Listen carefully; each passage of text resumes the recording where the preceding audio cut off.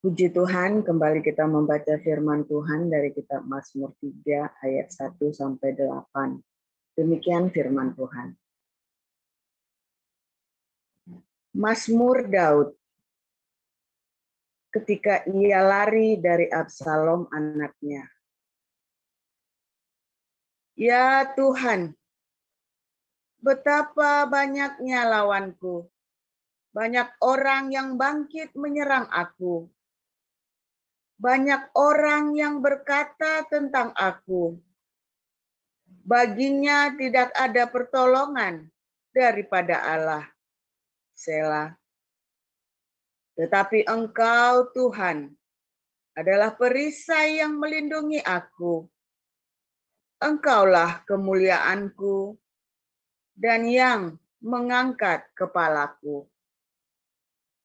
Dengan nyaring aku berseru kepada Tuhan, dan Ia menjawab aku dari gunungnya yang kudus. Selah. Aku membaringkan diri, lalu tidur. Aku bangun, sebab Tuhan menopang aku. Aku tidak takut kepada puluhan ribu orang yang siap mengepung aku. Bangkitlah, Tuhan, tolonglah aku, ya Allahku. Ya, Engkau telah memukul rahang semua musuhku dan mematahkan gigi orang-orang fasik. Demikian. Lanjut Ibu Pipin. Baik, saya lanjutkan. Kisah Rasul 1 ayat Kisah Rasul 9 ayat 1 sampai dengan 21 saya membacakannya. Demikian firman Tuhan. Sementara itu berkobar-kobar hati Saulus untuk mengancam dan membunuh murid-murid Tuhan. Ia menghadap imam besar dan meminta surat kuasa daripadanya untuk dibawa kepada majelis-majelis Yahudi di Damsyik, supaya jika ia menemukan laki-laki atau perempuan yang mengikuti jalan Tuhan, ia menangkap mereka dan membawa mereka ke Yerusalem. Dalam perjalanannya ke Damsyik, ketika ia sudah dekat kota itu, tiba-tiba cahaya memancar dari langit mengelilingi dia. Ia rebah ke tanah dan kedengaranlah olehnya suatu suara yang berkata kepadanya, Saulus, Saulus, mengapakah engkau menganiaya aku? Jawab Saulus, siapakah engkau Tuhan? Katanya, akulah Yesus yang kau aniaya itu. Tetapi bangunlah dan pergilah ke dalam kota. Di sana akan dikatakan kepadamu apa yang harus kau perbuat. Maka termangu-mangulah teman-temannya seperjalanan, karena mereka memang mendengar suara itu, tetapi tidak melihat seorang juga pun. Saulus bangun dan berdiri, lalu membuka matanya, tetapi ia tidak dapat melihat apa-apa. Mereka harus menuntun dia masuk ke Damsyik. 3 hari lamanya ia tidak dapat melihat, dan 3 hari lamanya ia tidak makan dan minum. Di Damsyik ada seorang murid Tuhan bernama Ananias. Firman Tuhan kepadanya dalam suatu penglihatan. Ananias, jawabnya. Ini aku Tuhan. Firman Tuhan. Mari pergilah ke jalan yang bernama Jalan Lurus, dan carilah di rumah Yudas seorang dari Tarsus yang bernama Saulus. Ia sekarang berdoa, dan dalam suatu penglihatan ia melihat bahwa seorang yang bernama Ananias masuk ke dalam dan menumpangkan tangannya ke atasnya supaya ia dapat melihat lagi. Jawab Ananias, Tuhan, dari banyak orang telah kudengar tentang orang itu, tetapi banyaknya kejahatan yang dilakukannya terhadap orang-orang kudus-Mu di Yerusalem. Dan ia datang kemari dengan kuasa penuh dari imam-imam kepala untuk menangkap semua orang yang memanggil nama-Mu. Tetapi firman Tuhan kepadanya, pergilah, sebab orang ini adalah alat pilihan bagiku untuk memberitakan namaku kepada bangsa-bangsa lain, serta raja-raja dan orang-orang Israel. Aku sendiri akan menunjukkan kepadanya betapa banyak penderitaan yang harus ia tanggung oleh karena namaku. Lalu pergilah Ananias ke situ dan masuk ke rumah itu. Ia menumpangkan tangannya ke atas Saulus, katanya, Saulus, saudaraku, Tuhan Yesus yang telah menampakkan diri kepadamu di jalan yang engkau lalui, telah menyuruh aku kepadamu supaya engkau dapat melihat lagi dan penuh dengan Roh Kudus. Dan seketika itu juga seolah-olah selaput gugur dari matanya, sehingga ia dapat melihat lagi. Ia bangun lalu dibaptis. Dan setelah ia makan, pulihlah kekuatannya. Saulus tinggal beberapa hari bersama-sama dengan murid-murid di Damsyik. Ketika ia memberitakan Yesus di rumah-rumah ibadat dan mengatakan bahwa Yesus adalah Anak Allah. Semua orang yang mendengar hal itu heran dan berkata, bukankah dia ini yang di Yerusalem mau membinasakan barang siapa yang memanggil nama Yesus ini? Dan bukankah ia datang ke sini dengan maksud untuk menangkap dan membawa mereka ke hadapan imam-imam kepala?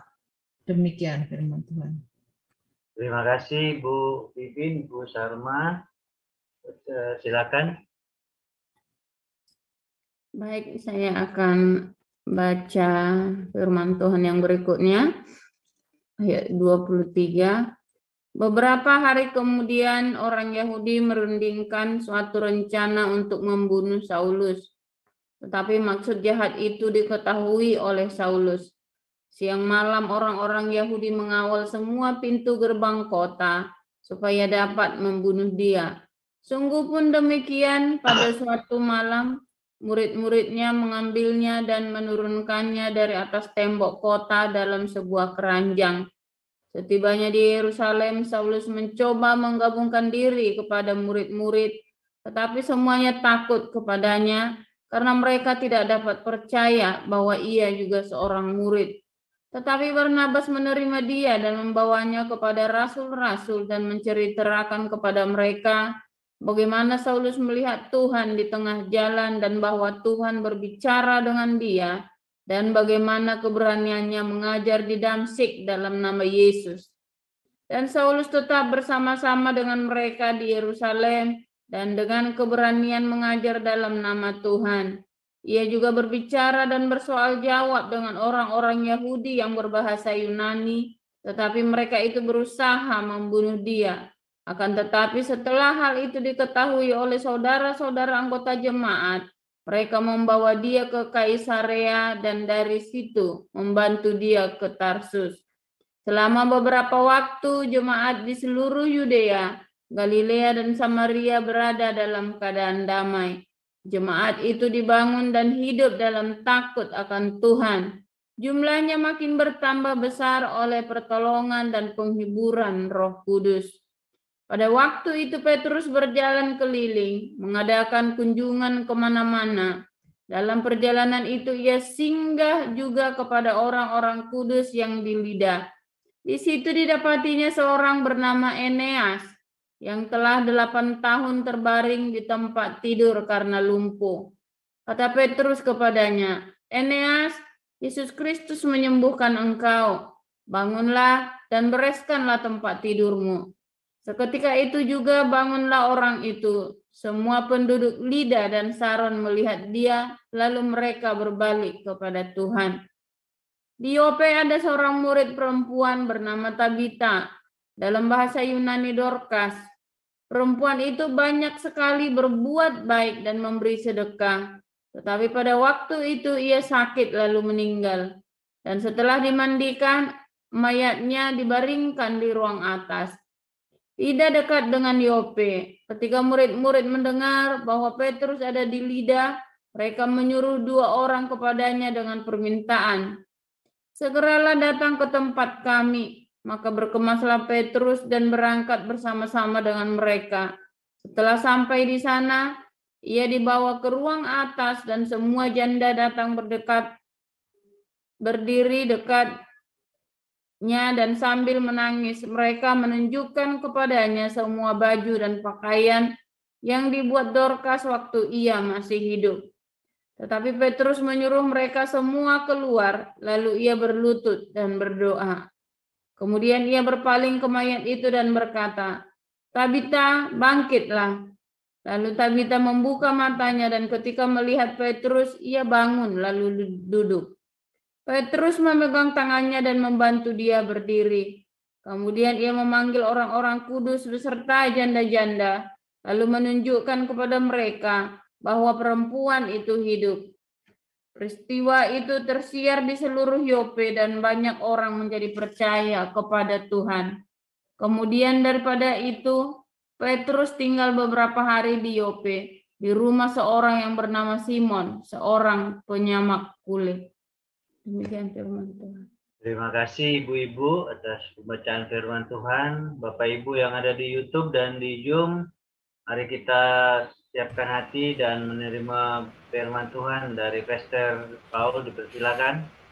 Ya, haleluya, luar biasa firman Tuhan selalu baru setiap pagi apabila kita hidup di dalam kasih-Nya yang sempurna, dengan setia dan tanpa retorika. Hari ini tema kita adalah lari dari musuh. Mazmur ini buku yang jujur sekali ya. Mazmur ya. Waktu saya mengalami masa pencobaan yang luar biasa ya, tahu semalam-malaman saya membaca Mazmur ya. Saya nggak bisa tidur, badannya panas semua ya. Stres itu ya. Saya baca kitab Mazmur ini, saya baca keras-keras saudara. Di kamar itu saya baca keras-keras ya. Udah sampai pasal 150 ya. Ulangi lagi di depan lagi. 4 kali dalam masa-masa itu saya baca Mazmur. Cuman baca Mazmur aja saya. Ya, saya baca keras-keras itu. Ini buku yang jujur. Jadi banyak orang kan, oh jangan mengeluh, jangan begini, jangan begitu sama Tuhan. Ayo, dia nggak ngerti. Ya. Bukan mengeluh marah-marah, bukan. Tapi datang sama Tuhan, tolong Tuhan.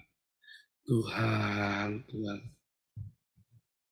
Keluhannya adalah keluhan, ya, dia Mazmur.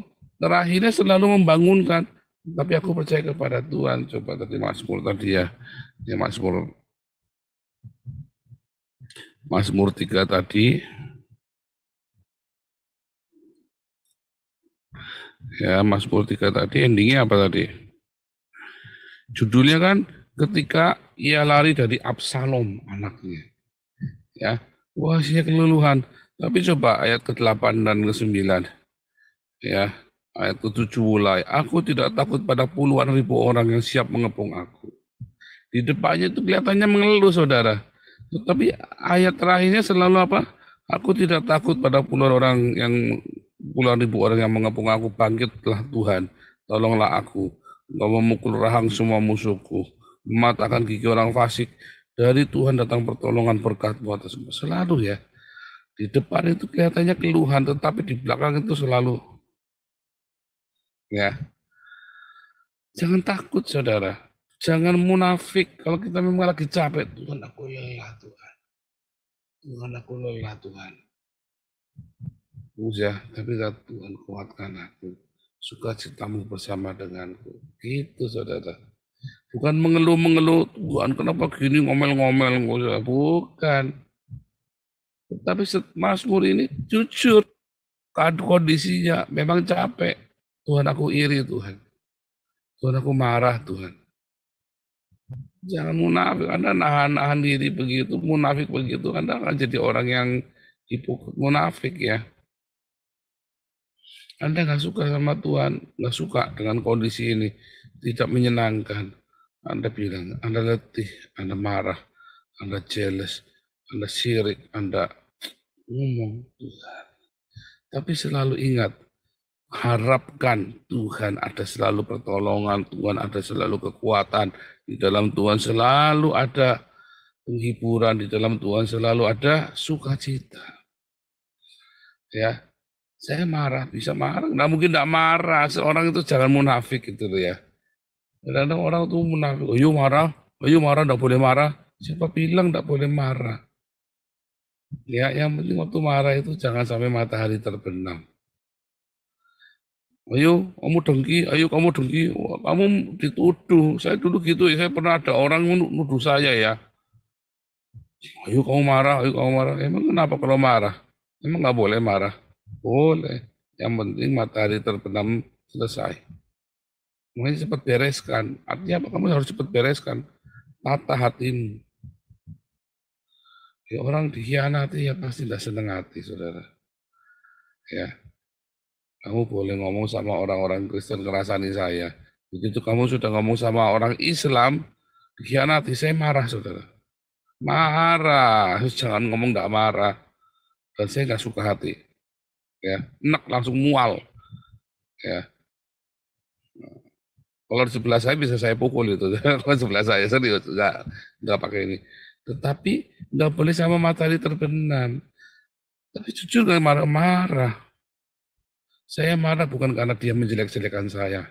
Saya marah karena dia rapat kepada orang Islam dan melawan saya. Ya kan? Kalau dia menjelek, saya kalau tidak marah kepada orang-orang yang memfitnah dan menjelek-jelekan saya nggak marah, saudara. Biasa. Tapi saya marah ketika orang itu sudah merapat kepada orang Islam, kepada musuh-musuh. Pengkhianat kita susah. Waduh, jadi begitu. Nah, itu saya marah. Ya, nggak usah munafik. Saya lihat banyak orang-orang munafik ya. Ada orang merasa dituduh sama saya, dia merasa kami tetap mengasihimu. Oh, saya bilang, oh enggak, semoga Tuhan mengampunimu. Saya marah kok, memang kok, saya nggak suka kok. Ya kan? Semoga Tuhan mengampunimu. Nggak usah ngomong Tuhan mengasihimu. Ya kan? Agustan dulu ya, mau ngancem bunuh saya. Oh, semoga Tuhan mengampuni kamu. Wah, aku tetap mengasihimu, Agustan. Tai kucing. Tai kucing. Jangan munafik kita ya. Kita bilang, semoga Tuhan mengampuni kamu. Semoga Tuhan mengampuni kamu. Kecuali Anda benar-benar ngamal. Anda jangan. Itu ya, saya dulu belajar psikologis ya, waktu saya kuliah teologi itu saya belajar psikologis itu 3 semester ya. Dia dikasih tahu yang begitu itu adalah kamuflase psikologis. Percuma. Ternyata masalahnya ada, Anda hanya memberikan kamuflase.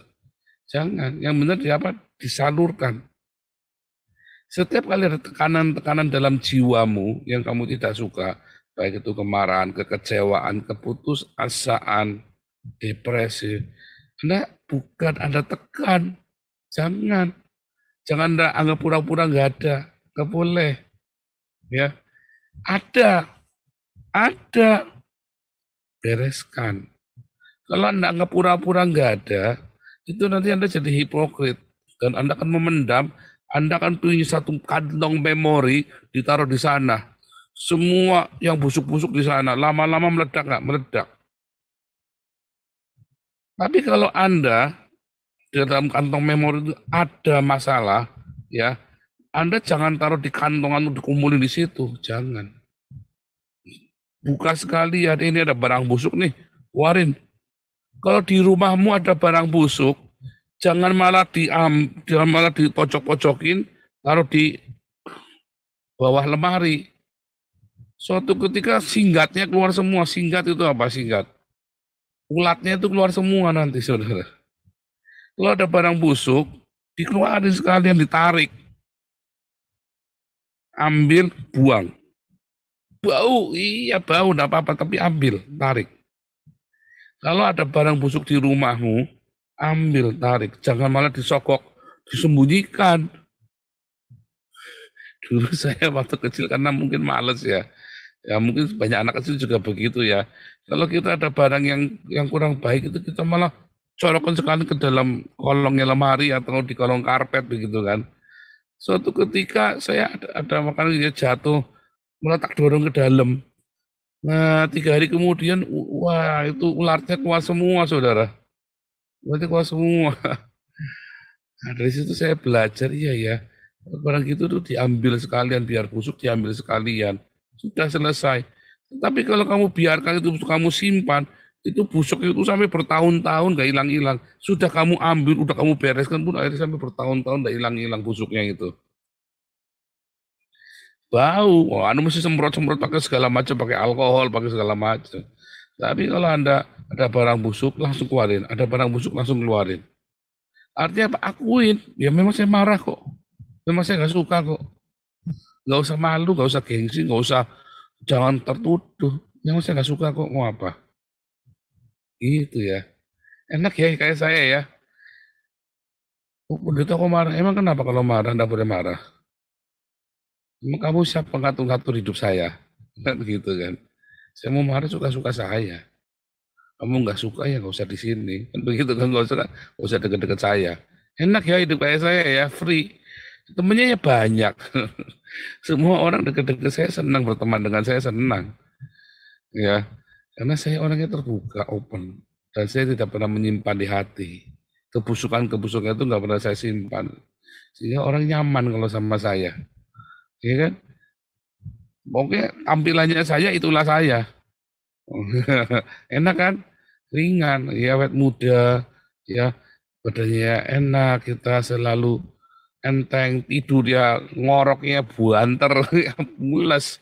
Karena saya nggak pernah menyimpan, nggak ada beban sampai berhari-hari, sampai kepikiran, sampai emosi, yang jalan saja.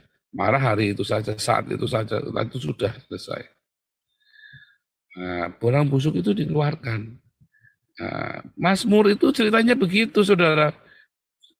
Ketika masa pencobaan itu datang, itu mengeluarkan semua kebusukan-kebusukan, karakter-karakter, sifat-sifatnya Daud itu keluar semua. Sifat-sifat kita manusia keluar semua. Tapi di situ dia bereskan. Ada keluhan, ada tekanan, ada keluh kesah. Jujur, saudara. Mazmur itu kitab doa yang jujur. Anda belajar dari Mazmur, coba amati setiap langkahnya. Tuhan, aku marah Tuhan sama orang ini. Tapi Tuhan berikan aku kesabaran, berikan aku ketenangan.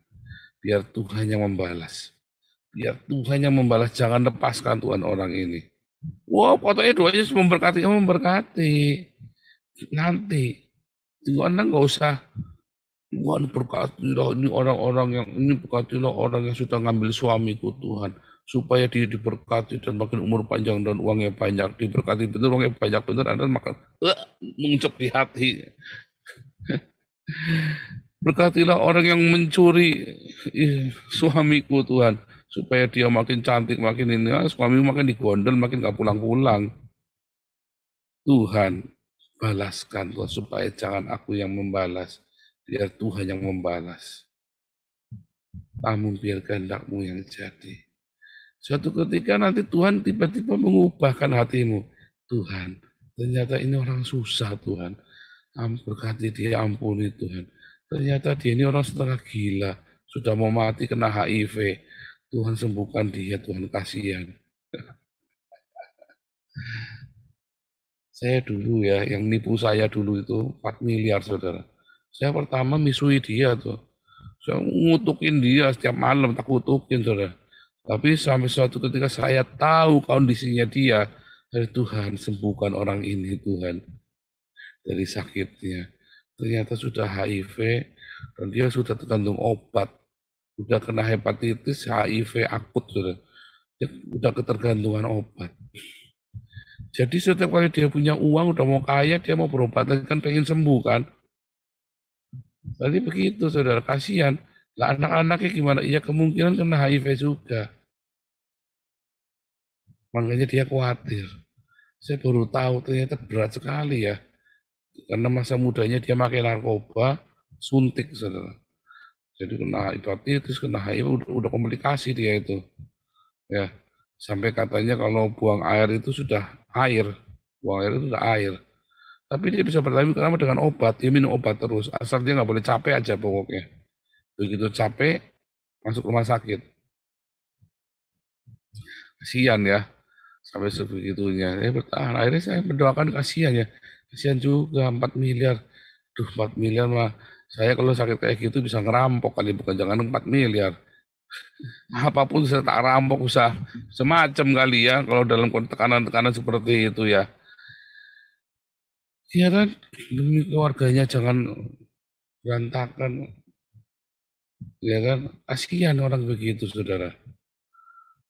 Ya, kasihan. Akhirnya kita bisa memberkati dia, bisa melepaskan pengampunan. Nggak apa-apa, mengalir saja. Tuhan balaskan sakit hatiku, Tuhan. Mengalir dulu. Ya, nanti Tuhan yang ajari kita. Roh Kudus itu yang memimpin kita. Yang penting hatimu tuh jangan langit dan bumi akan lenyap. Pokoknya dendamku tinggal tetap, jangan. Jangan dipatok. Buka saja. Ya, jiwaku terbuka untukmu Tuhan. Dibuka, saudara. Nah, dan begitu Anda tahu musuhmu itu ternyata penyakitan, akhirnya saudara ngalah kan. Dan kelihatannya saudara lemah, dia mulai kurang ajar sama saudara kan. Ngalami gitu nggak? Wah sering, kan tontonan banyak kita kan. Ketika saya nggak membalas kan dikira orang-orang ini kan saya lemah kan. Ketika kita nggak membalas kan dikira lemah kan. Dikira kita nggak berani kan. Ketika kita nggak membalas kan. Jangan ya merasa lemah ketika Anda nggak membalas. Jangan terintimidasi begitu. Jangan panas. Biarin saja. Ya. Mengapa Tuhan Yesus waktu mau ditangkap dia pergi? Waktunya belum tiba. Bahkan ketika di Getsemani, kenapa Tuhan nggak musnahkan itu orang-orang yang menangkap? Karena memang bukan caranya. Bukan caranya, kita tahu aturan mainnya, dan bukan karena masalah emosi, enggak. Karena kita mau melakukan yang sempurna. Kita mau mendapatkan berkat yang sempurna. Ketika Daud lari dari Absalom, memang dia lari takut? Enggak. Dia nggak bisa ngelawan, bisa. Pada akhirnya tuh harus ngelawan kan. Dan akhirnya mati anaknya. Nah itu yang ditakutkan Daud. Kalau dia lawan mati, dia berharap Absalom bertobat. Dia berharap di tengah jalan ada orang yang bisa mempertobatkan Absalom. Tapi kalau langsung dilawan bisa nggak? Ya bisa, mati langsung anaknya. Nggak ada kesempatan buat bertobat. Ya kan? Kalau saya nggak ngelawan, kalau orang menghina saya nggak ngelawan. Ya, bukan karena saya takut, bukan karena kita lemah. Ya, masa di channel kita banyak jenderal, banyak orang punya duit, kita dihina, kita nggak bisa apa-apa, bisa. Cuman karena kita mau yang sempurna, yang dari Tuhan. Ya, jangan membalas karena Anda hebat, tapi jangan mengalah karena Anda lemah. Kan lucu kan? Anda mengalah karena nggak berdaya, jadi ngalah. Anda membalas karena Anda merasa hebat. Itu mental pecundang kalau yang begitu. Ya, itu kan kelihatan kan? Banyak Anda lihat ya, orang-orang yang menghina-hina kita itu orang-orang Kristen. Kenapa mereka nggak berani menghina orang Islam? Saya pernah ya dicaci maki di satu channel YouTube, katanya saya sesat karena menganggap diri Nabi. Lalu saya nanya sama dia, kamu berani nggak ngomongin Muhammad sesat sekarang? Nggak berani. Kenapa kamu berani ngomongin saya sesat?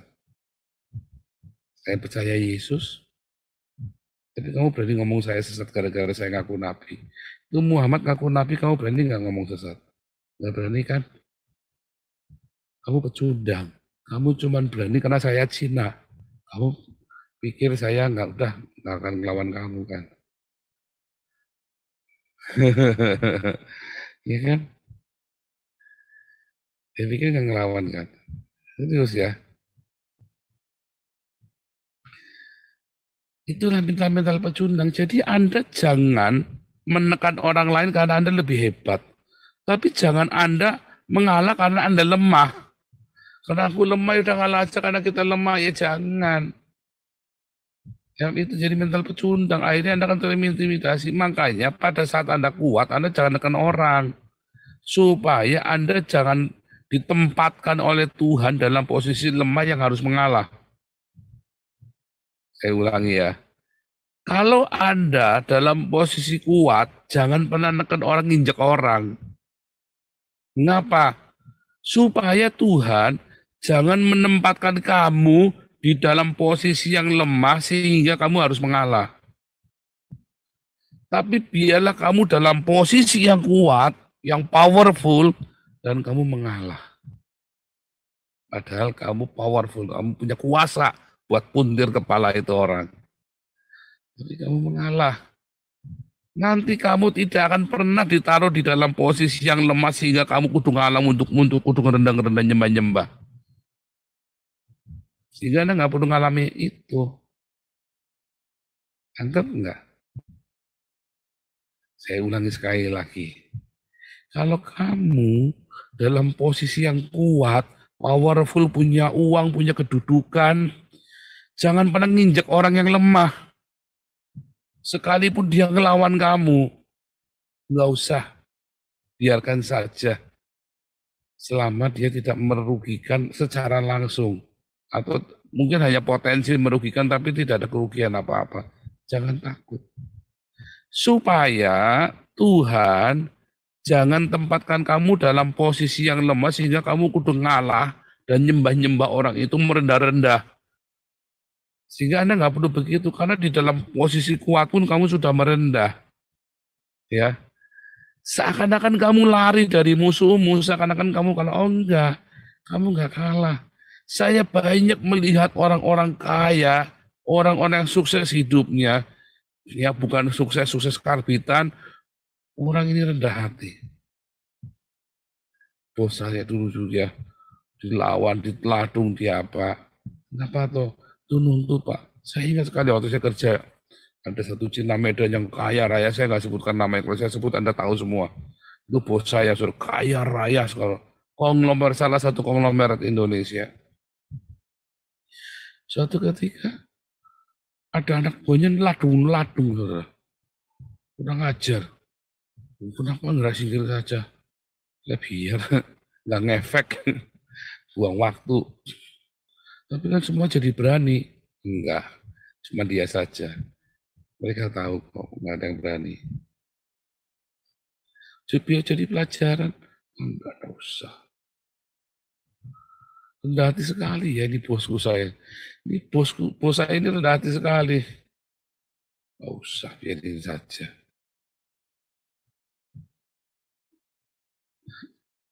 Tapi mohon maaf saudara, berapa hari kemudian saya dengar dia mati kecelakaan. Tapi kan kita nggak bisa nuduh, oh dia yang bunuh, enggak. Bisa jadi memang dia, karena Tuhan belain bos saya ini karena dia orang Kristen ya.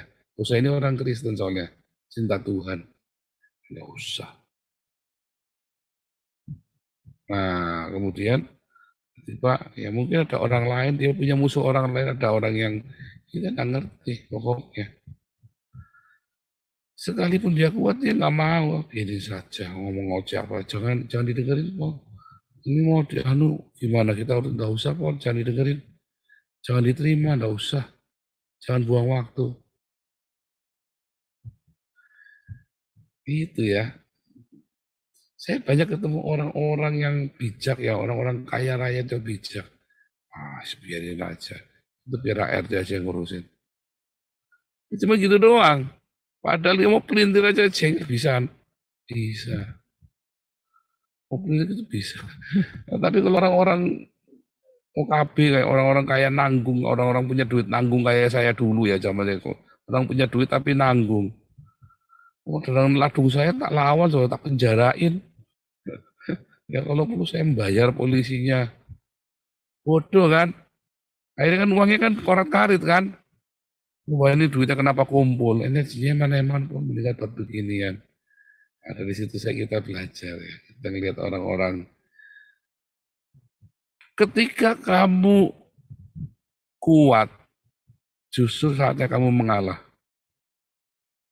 Ketika kamu sedang lemah, ya, doa sama Tuhan. Tuhan, aku harus lawan, aku harus diam. Karena tapi kalau orang pecundang, kalau lagi lemah, ngemis-ngemis, saudara.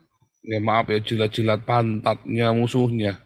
Begitu kuat dia, injek siapa saja diinjek sama dia. Ya kan? Lupa kalau dia dulu lemah, jilat-jilat pantatnya orang.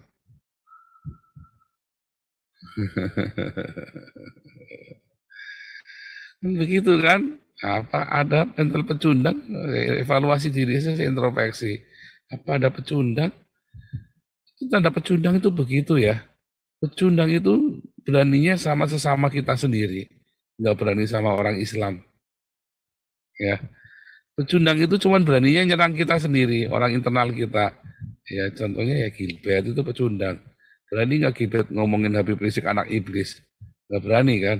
Nggak berani, nggak punya nyali Gilbert ngomongin Ma'ruf Amin anak iblis atau siapa itu Habib Rizik atau Abdul Somad anak iblis, mana berani. Iya kan? Nah, kalau ngatain saya anak itu kan berani kan, karena saya kan bukan siapa-siapa. Nggak taunya dia kejiret-jiret sama kita sekarang, mabok dia di audit sama pajak gara-gara kita hembuskan terus tiap hari gaya hidup hedonismenya dia. Kan begitu kan? Wah. Ketika kamu lemah pun jangan takut. Ketika kamu orang kecil nggak berdaya, jangan pernah takut. Bukan berarti saya suruh Anda melawan, tapi jangan takut. Pakai neraka kecil, pakai takut. Saya banyak melihat, karena kamu bukan siapa-siapa, kamu takut. Anda pikir saya siapa berani ngelawan seorang Gilbert? Coba, saya banyak yang nasihatin, jangan sampai itu orang besar, backingannya banyak. Emang saya takut? Nggak pernah takut saya. Karena ada Roh Kudus dalam Anda, dan itu Roh Kudus yang suruh saya memberikan suara kenabian buat Gilbert. Iya kan? Kalau orang pecundang, kalau dia lagi nggak ada kekuatannya, dia takut, saudara. Begitu ada kekuatannya, dia injek semua orang. Nah, itu pelajaran hari ini Mazmur ngajari kita. Daud bisa nggak itu mites anak itu mites saja anak-anak kemarin sore, goblok. Bisa, tapi nggak mau. Dia lebih memilih Tuhan. Kalau aku kudu lari, kudu ngenes begini Tuhan. Kudu lari dari anakku sendiri. Sampai sih diperkosa ya sama anaknya ya, gila ya. So, gila sekali ya, tapi memang sudah begitu. Kalau memang dia harus menanggung, kan Daud sudah siap. Aku harus menuai apa yang aku tabur. Sikap hatinya luar biasa Daud ya. Dia siap menuai apa yang harusnya dia tabur. Dia sudah tahu, Nabi Nathan sudah pernah bilangin dia. Dan dia ya sudah Tuhan, asal aku jangan jatuh ke tangan musuhku, biar aku jatuh ke tanganmu yang kuat saja. Makanya Tuhan sayang sama Daud. Orang-orang yang demikian Tuhan sayang. Lagi kuat jangan mites orang lain, jangan nindas. Lagi lemah jangan takut.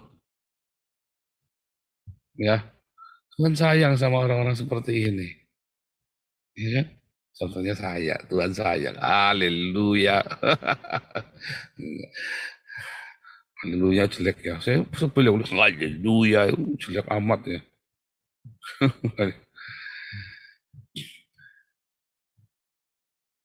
Tuhan sayang ya, kalau Anda mau ketika Anda kuat, Anda memberikan orang lain pengampunan, ya memberikan orang lain, ya sudah ngalah. Ketika Anda lemah pun Anda tidak takut, karena Anda tahu di belakangmu ada Tuhan Yesus. Ingat, kalau Anda sampai satu rema itu, Anda ngerti rema itu, hidupmu nyaman. Hidupmu akan nyaman sekali. Ya, kayak Paulus lari, Yesus lari, lu kok lari? Oh, bukan lari, memang belum saatnya. Kalau sudah saatnya dihadapin. Kenapa Paul lari Eropa? Ya, belum saatnya. Saya disuruh ngasih makan Indonesia, makanya nama saya Joseph. 2015. Ya, Tuhan suruh bilang nama kamu sekarang Joseph. Ya, kamu harus kasih makan. Makan, gimana kasih makannya Tuhan? Hari ini benar-benar ya. Loh, Yusuf pun waktu ngasih makan orang Mesir, apa duitnya Yusuf? Bukan duitnya Firaun kan? Sama, mas saya ini ngasih makan orang Indonesia, apa duitnya saya? Bukan duitnya Anda semua. Kita kumpulin, kita kembalikan kan. Itu 2015 ya, Tuhan suruh saya ganti nama Joseph itu ya. Nama kamu Joseph. Wah, Joseph gaya tuh, Joseph. Ya Joseph nama kamu, nanti kamu diasingkan. Orang akan mengasingkan kamu. Karena kamu bersinar, orang gak suka sama kamu diasingkan sendiri. Tapi kamu akan kasih makan orang. Sahabat saya itu langsung, wah kamu, namamu, berarti kamu harus kasih makan orang dong nanti. Hehehe, cuman gitu waktu itu. Terjadi ya, perbuatan itu terjadi. Kita kasih makan orang. Joseph, ya kan? Dan setiap langkahnya penuh hikmat, kita cermat, kita hitung. Tetapi yang lebih penting, tapi gimana? Kok takut lari? Enggak takut. Saya enggak takut ya. Kalau memang saatnya saya hadapi, saya nggak pernah lari ya. Saya nggak pernah lari. Semua masalah itu saya hadapin semua, nggak ada yang saya lari. Nah, gitu ya. Kenapa? Karena Tuhan beserta dengan saya. Nah, enak ya kalau enak. Pertamanya Anda deg-degan saudara. Anda pertamanya grogi. Pertama itu Anda goyang, bingung, gayapan saudara. Tapi kalau Anda sudah yakin, secure sama Tuhan, sure, ya firm sama Tuhan. Nanti saudara tahu yang saya ngomong. Tapi Anda kudu nyoba. Kalau nggak nyoba ya susah. Kapan mau nyoba kalau bukan sekarang? Nah, nanti Tuhan, saya belum siap sekarang Tuhan. Ya Anda nggak siap-siap nanti. Nanti ada masalah lagi. Setiap kali Anda tunda, ya itu kan makin berat. Ya, jangan ditunda. Melakukan firman Tuhan itu jangan ditunda. Barang siapa mendengar logosku dan melakukannya, baru logos.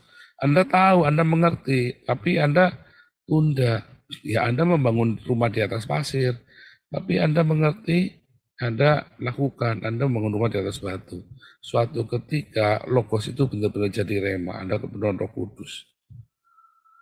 Ya, sehingga Anda begitu lihat ke depan gitu Anda sudah ngerti akan terjadinya seperti apa. Cuman gitu aja, gampang jalan terus. Ya, Tuhan Yesus memberkati.